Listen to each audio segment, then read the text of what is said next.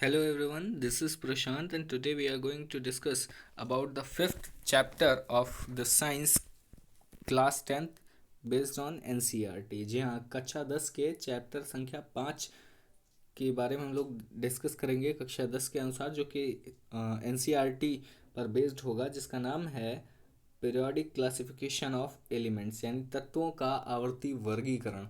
ठीक, ऐसा कुछ नाम है इस चैप्टर का और इसमें हम लोग सारी चीज़ें समझेंगे, लेकिन उससे पहले समझते हैं सबसे पहले कि इसमें ये जो एलिमेंट्स हैं, ये एलिमेंट्स का डेफिनीशन क्या होता है, यानी तत्व क्या होते हैं। ठीक, तो तत्वों की परिभाषा जानने के लिए हम लोगों को बहुत ज़्यादा दूर जाने की ज़रूरत नहीं है।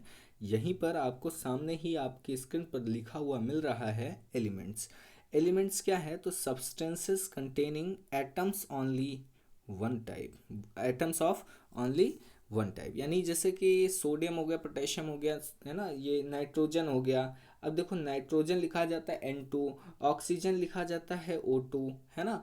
और इसमें देखने वाली बात यह है कि इसमें केवल N ही है, केवल एक ही प्रकार का जो है एटम है, यहाँ ऑक्सीजन ही है। ठीक, यहाँ देखिए ये सोडियम लिखा है तो केवल Na ही है ना। यहाँ Mg लिखा है तो Mg ही है, यहाँ Au लिखा है तो Au ही है, और कोई दूसरा इसमें नहीं है।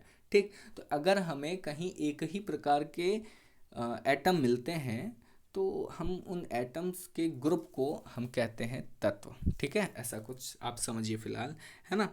आगे कहते हैं कि, या आगे उसमें कहा गया है एनसीईआरटी में कि there are around 118 elements to known to us, और कह रहे हैं elements are classified to make the study easy. जी हाँ, ये बात बहुत ही इजी है समझने के लिए। ये जो क्लासिफिकेशन किया गया, जो वर्गीकरण किया गया, अब वर्गीकरण का मतलब क्या होता है, या क्लासिफिकेशन का मतलब होता है टू डू सेपरेट, या अलग अलग करना, है ना, बांटना, ऐसा करके कुछ होता है इसका मीनिंग।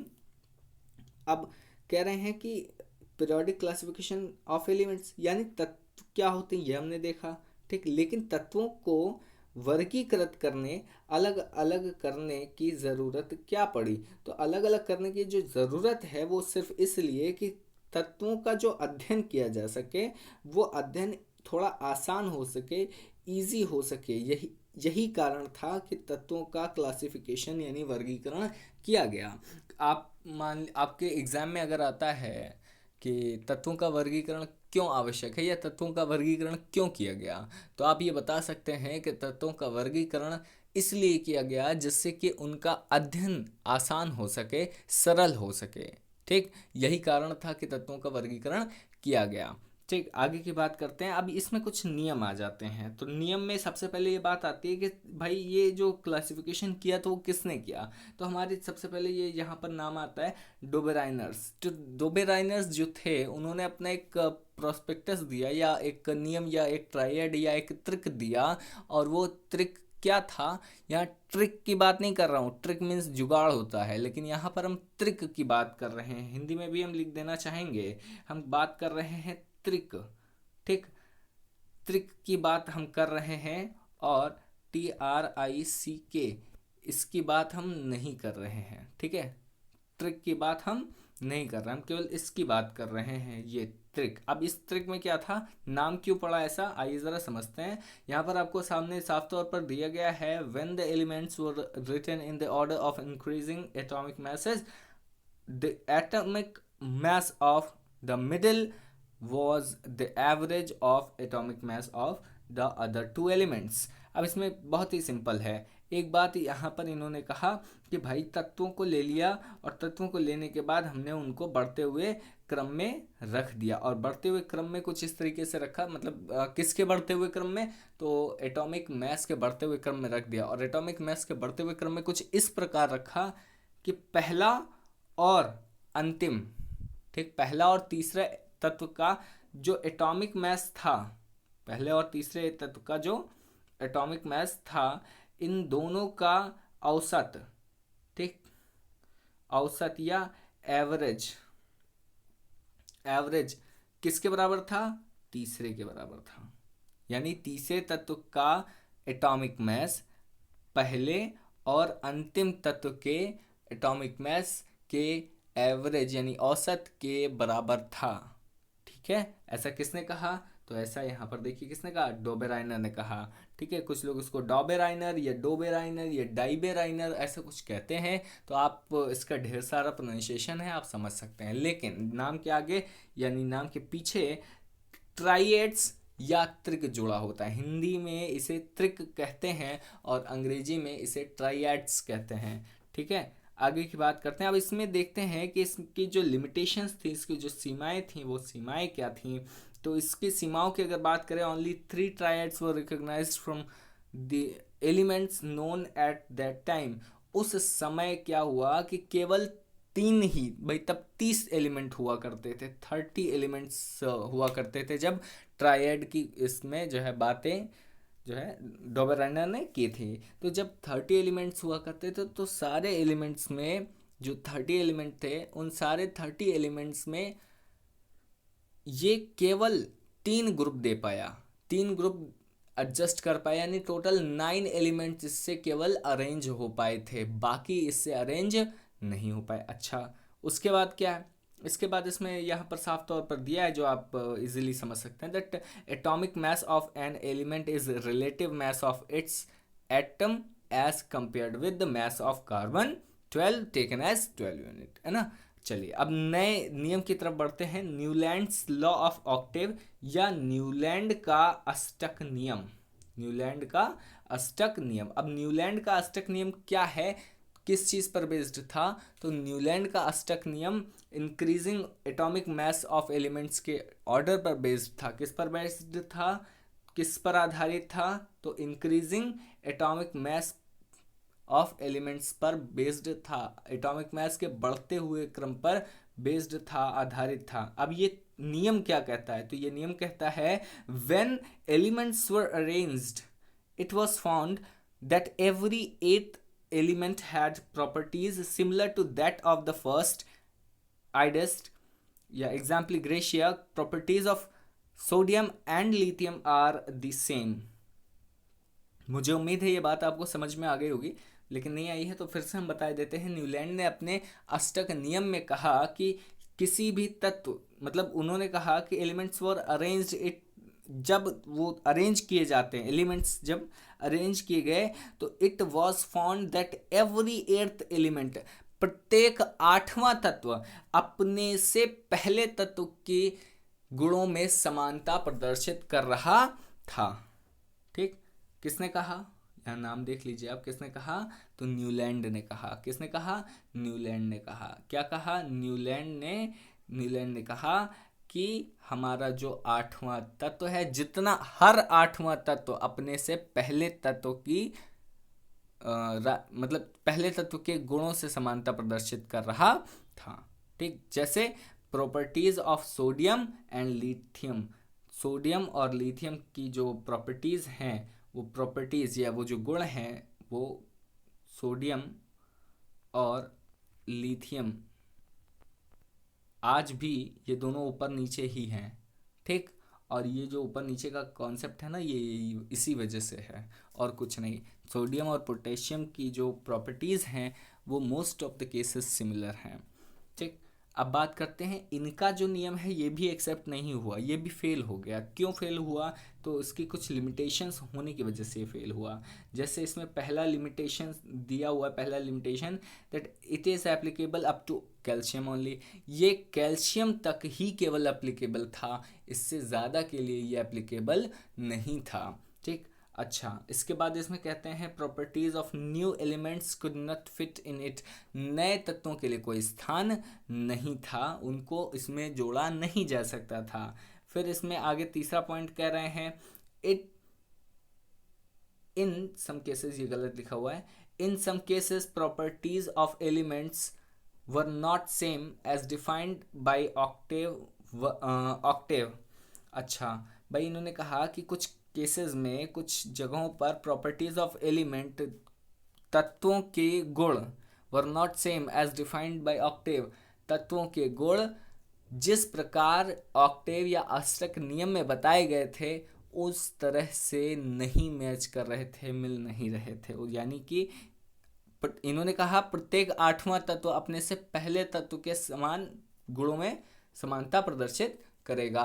लेकिन कुछ तत्व ऐसे भी थे जो अपने से 8वें तत्व के होने के बावजूद गुणों में समानता प्रदर्शित नहीं कर रहे थे। आइए अब आगे देखते हैं। एक पॉइंट इसमें और दिया है, worked well only with lighter elements. तो इन्होंने कहा कि जो न्यूलैंड का अष्टक नियम है वह केवल हल्के तत्वों के लिए कार्य करता है। ठीक, अब ज़रा बात करते हैं मेंडलीव के पीरियोडिक लॉ की, कि मेंडलीव ने आखिर अपना कैसा जो है आवर्ती सिद्धांत दिया, या मेंडलीव का आवर्ती सिद्धांत देखने जा रहे हैं। तो मेंडलीव का आवर्ती सिद्धांत क्या था, आइए ज़रा देखते हैं। इसमें दिया हुआ है the properties of elements are periodic function of their atomic mass. एक बार फिर से, द प्रॉपर्टीज ऑफ एलिमेंट्स, तत्वों के गुण, आर पीरियोडिक फंक्शन, आवर्ती फलन होते हैं, ऑफ देयर एटॉमिक मास, उनके अपने एटॉमिक मास के। ठीक है, तत्वों के गुण उनके अपने एटॉमिक मास के आवर्ती फलन होते हैं, ऐसा इसमें मेंडलीव ने कहा। कब कहा? अपने जो है पीरियोडिक लॉ में। उसके बाद कहा गया कि Mendeleev's periodic table based on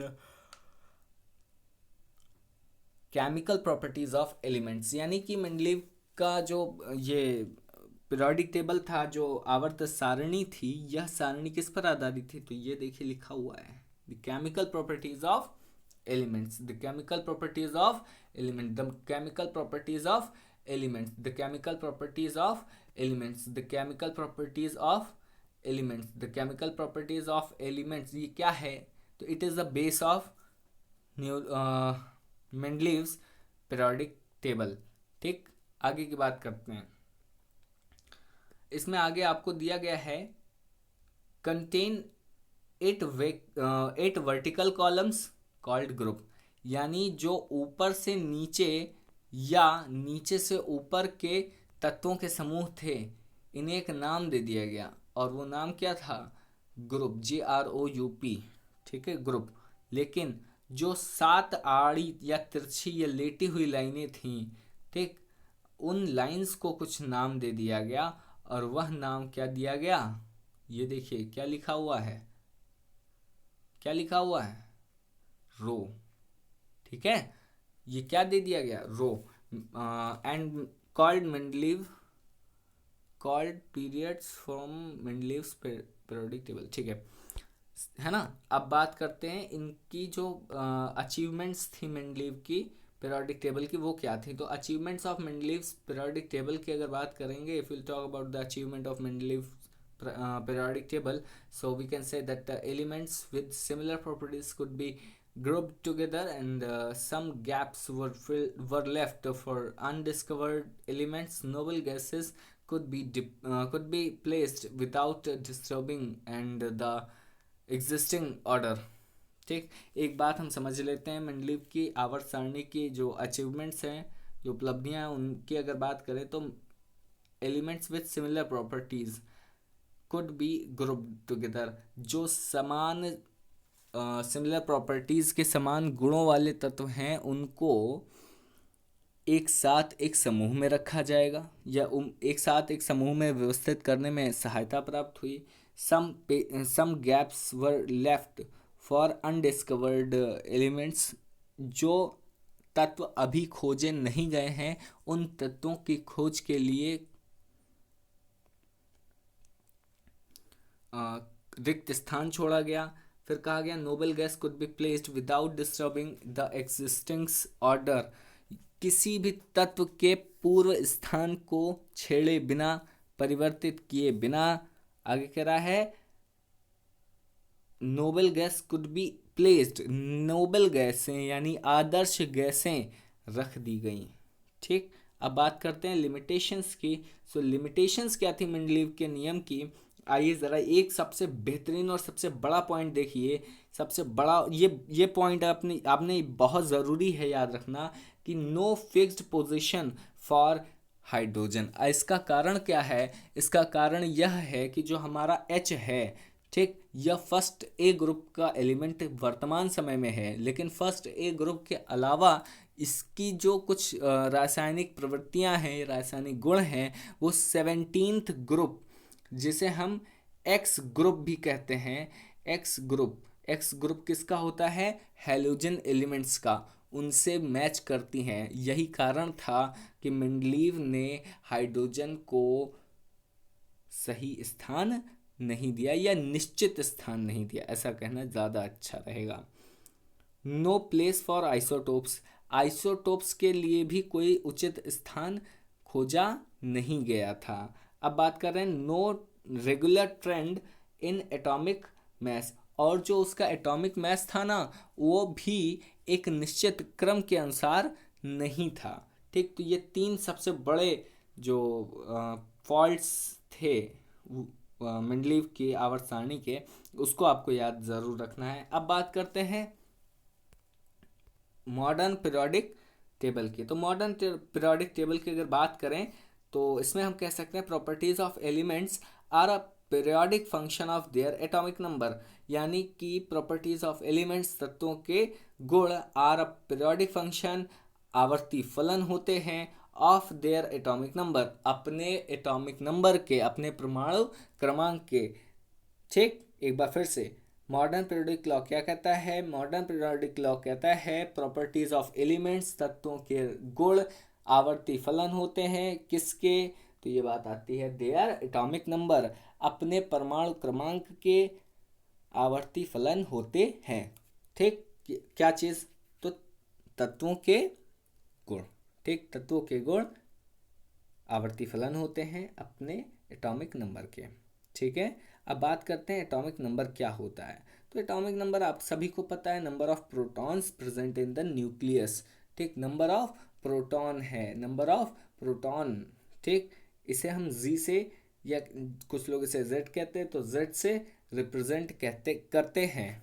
ठीक, अच्छा, अब एक बात याद रखिएगा, कुछ और चीज़ें इसमें, जैसे इसमें यहाँ पर दिया हुआ है modern periodic table contains 18 vertical columns known as groups and 7 horizontal rows known as period. यानी कि आपने देखना है कि ये जो लाइंस हैं ऐसे ऐसे, ये महज कितने ग्रुप बने हैं? एक, एक, दो, तीन, चार, पाँच, छ, सात, आठ, ये देखिए कुल 8 वर्ग हुआ करते थे। ठीक, वर्टिकल लाइन में। और जो इसकी पड़ी हुई जो मतलब,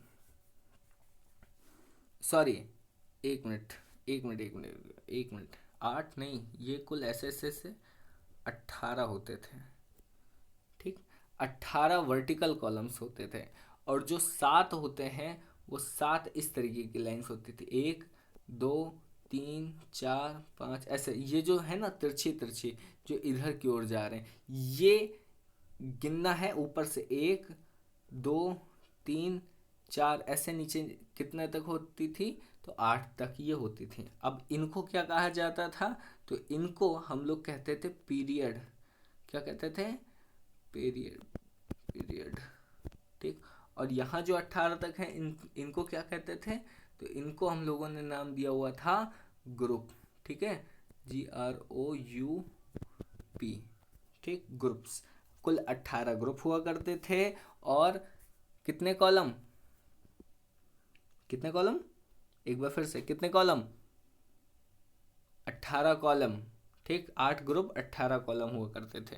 आगे की बात करते हैं, elements have group, sorry, elements in a group have valence electron. Elements में क्या होते थे? Elements in a group have valence electron. जब एलिमेंट्स यानी तत्व ग्रुप में होते थे तो इसके पास वैलेंस इलेक्ट्रॉन रहते हैं। आगे की बात की गई, no sorry, number of shells increases as we do down the group. जैसे जैसे हम समूह में ऊपर से नीचे आते हैं, नंबर ऑफ सेल्स लगातार बढ़ती जाती हैं। Elements in a elements in a period have same number of shells. तत्वों में periodic same number of shells elements in a period have same number of shells, ये इसका मतलब तो आप समझ ही रहे होंगे, इसमें क्या समझाना। ईच पीरियड में mark a new electronic shell getting filled. फिर कह रहे हैं number of elements placed in a particular period depends upon the fact that how electrons are filled into various shells। ठीक, अब इसमें बहुत ज़्यादा कुछ नहीं है फिलहाल, अभी जो है अभी के लिए हम इस चीज़ को यहीं रोकते हैं। कल हम लोग इस पर बात करेंगे कि कैसे आगे चीज़ें फिल की जाती हैं या इलेक्ट्रॉन फिल किए जाते हैं। Okay, thank you so much for watching.